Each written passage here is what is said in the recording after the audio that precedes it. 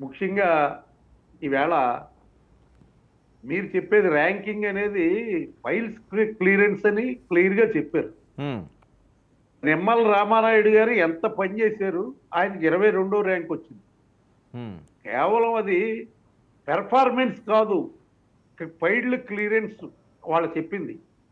పెద్దాయన చెప్పింది కూడా ఏదైతే ఫైల్స్ ఉన్నాయో, ఆ ఫైల్స్ క్లియరెన్స్ గురించి చెప్పారు. అంతేగాని అది పనికి కొలమానం అనేది ఆయన ఆ రకంగా ర్యాంకింగ్స్ ఇవ్వలేదు.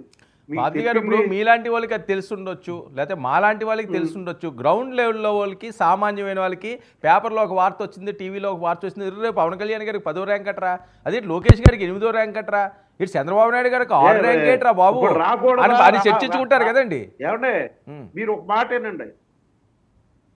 మరి ఈ నిమ్మల రామానాయుడు గారు అనే వ్యక్తి ఇంచుమించుగా రోజు 18 గంటలు పనిచేస్తాడు ఆయన. హ్మ్. ప్రజలతో మమేకమై ఉంటాడు. అలాంటి వ్యక్తికే 22వ ర్యాంక్ వస్తే మరి మీరేదో ఆయనకి 10వ ర్యాంక్ వచ్చిందంటారండి. ఆహా! అది కాదండి. నేననడం కాదు. బాబ్జీ గారు ఇక్కడ మీకు పాయింట్ అర్థం కావట్లేదు. మీరు గ్రౌండ్‌లో ఉన్న వ్యక్తులు మీకు బాగా తెలుసు. అందరికీ ఇది వెళ్ళదు కదా! ఏం వెళ్తదది? ఆ ర్యాంకులు దేనికిచ్చారో ఫైల్సు అన్నది జనాల్లోకి వెళ్ళదు. ఏది కూడాని. జగన్మోహన్ రెడ్డి గారు ఏవో తప్పులు చేశారంటారండి మీరు. ఎల్లదంటే మీరు చెప్పండి పోనీ తప్పే ఉంది. ఆహా! కాదండి. జగన్మోహన్ మీడియా రెడ్డి గారు ఏదో చెప్పండి. తప్పు తప్పే చేశారంటారు. ఉందండి. లేతే ఏదో జగన్మోహన్ రెడ్డి గారు ఇలా దోసేశారు, అలా దోసేశారు 1,00,00,000 అంటారు. అంటే అయిపోదు కాదు కదా! అది ఏమైంది? జనాల్లో గ్రౌండ్ లెవెల్‌లోకెళ్ళేసరికల్లా ఏంటి 1,00,00,000 తినేసారట 1,00,00,000 ఎవరా 1,00,00,000 తినేయడం చూసుంటారు? లేదా చంద్రబాబు నాయుడు గారు ఏదో స్కిల్ స్టాప్ చేశారంటున్నారు. ఎవరు చూశారు? ఆస్తులు ఎక్కడున్నాయి? ఆయన సింగపూర్‌లో ఏదో కట్టుకున్నారంటారు. పవన్ కళ్యాణ్ గారికి ఎక్కడెక్కడ దుబాయ్‌లో హోటళ్ళు ఉన్నాయంటారు. ఎవడు ఇష్టం వచ్చినట్టు ఆళ్ళు మాట్లాడతారు. ఇదే చర్చ జరుగుతుంది గానీ వాస్తవాలు తెలీదు గదా! అది కరెక్ట్ కాదులేండి అయన్నీని. హ్మ్.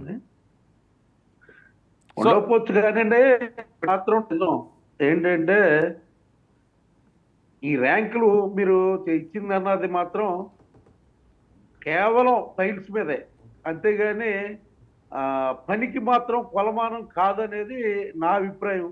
ఓకే. అది తీసుకునేవోళ్ళ ఇదిని బట్టి ఉంటుంది ఓకే. దానికి. అవునులెండి. అవును. అంతేగాని సరే ఓకే. బాబ్జీ అది గారు ఇప్పుడు పోన్లెండి ఫైల్స్ విషయం కాసేపు వదిలేద్దాం. జగన్మోహన్ రెడ్డి గారి కాన్ఫిడెన్స్ ఏంటండి? ఎంట్రీ కూడా పీకలేరని డైరెక్ట్‌గా ఆయన చెప్తున్నారు. ఏవండీ ఆయన కాన్ఫిడెన్స్ ఆయనకుంది. వై హ్మ్. నాట్ 175 అనలేదా? హ్మ్. ఇప్పుడు దాంట్లో ఇగో కేఎస్ ప్రసాద్ గారు లాంటి పెద్ద మనుషులు కూర్చొని మనం ఆహ్, నా 4వ తారీఖున కౌంటింగు 30వ తారీఖున ఎప్పుడో కూర్చున్నాం మనం. కూర్చున్నప్పుడు ఆయన ఎంత కాన్ఫిడెన్స్‌గా చెప్పారు? జగన్మోహన్ రెడ్డి గారు నెగ్గుతారని. సర్లేండి. అయ్యి ఓకే. అన్నీ నిజాలు ఒక్కొక్కళ్ళ అవ్వాలని లేదు కదా! చాలా మంది అభిప్రాయాలు ఆ అలా రకంగా ఉంటాయి దానికి. హ్మ్. అంతేగాని కాన్ఫిడెన్స్ లెవెల్స్ అనేది మనం ఏం చెప్పలేం.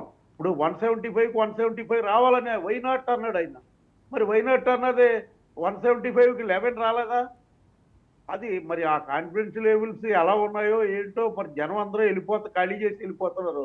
ఖాళీ చేసి వెళ్ళిపోతుంటే అది ఎంతవరకు అన్నది అది కార్యకర్తలు నిలబెట్టుకోవడానికి జగన్మోహన్ రెడ్డి గారు ఈ మాటలు మాట్లాడుతున్నారన్న సంగతే అందరికీ తెలుసు. ఆయన అలా ఆయన ఆయన ఆయన ప్రజల్లోకి చెప్పకపోతే వస్తున్నారట. ఉన్న ఉన్న పార్టీ అంతా కూడా ఖాళీ అయిపోతుంది. ఓకే. పాదయాత్రలకు పార్టీ వస్తున్నారట. ఖాళీ కాదండి అవ్వకోకుండా ఆయన జగన్మోహన్ రెడ్డి గారు ప్రజల్లోకి వస్తున్నారట. పాదయాత్ర చేస్తున్నారట. ప్రజా పోరాటానికి ఆయన శంఖారావం పూరించారట. ఆయన గాని రోడ్డు మీదకి వస్తే మీరు తట్టుకోలేరని. ఇవన్నీ కరెక్ట్ కాదు కానండి తప్పులేదు. ఆయన పార్టీని మళ్ళీ రీబిల్డ్ చేసుకోవడానికి ప్రయత్నం చేస్తే అది తప్పెలా అవుతుంది? దానికి ఇప్పుడు మమ్మల్ని అంటే మా పార్టీ మమ్మల్ని గాని నాయకులు ఎవరినైనా సరే ఏదైనా కార్యక్రమం చేయాలంటే హౌస్ అరెస్ట్ చేసేవారు. ఇప్పుడు అలాంటిది లేదు కదా!